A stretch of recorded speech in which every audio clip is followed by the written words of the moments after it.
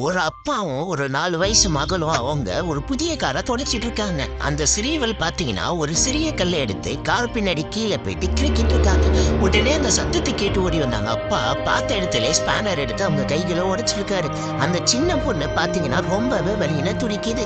அதை பார்த்துட்டு இருந்தாங்க அப்பா உடனே கோவத்தோட ஹாஸ்பிட்டலுக்கு கூட்டு போறாரு.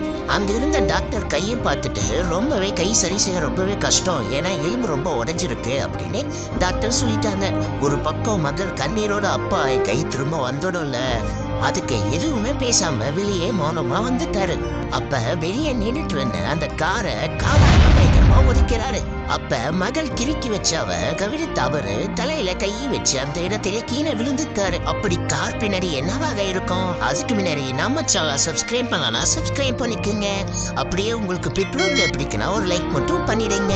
அது என்ன எழுதி இருக்கு தெரியுமா? ஐ லவ் யூ அப்பா. இந்த கதையில இருந்து என்ன தெரியுதுன்னா, ஒரு பொருளை தான் பயன்படுத்தணும், மனிதர்களை என்னைக்கும் பயன்படுத்தக்கூடாது, மனிதர்களை தான் நேசிக்கணும், பொருளை என்னைக்கு நேசிக்க கூடாது. ஆனா இந்த காலத்துல பொருளை தான் நேசிக்கிறாங்க, நீங்க மனிதர்களை நேசிக்க மாட்டாங்க.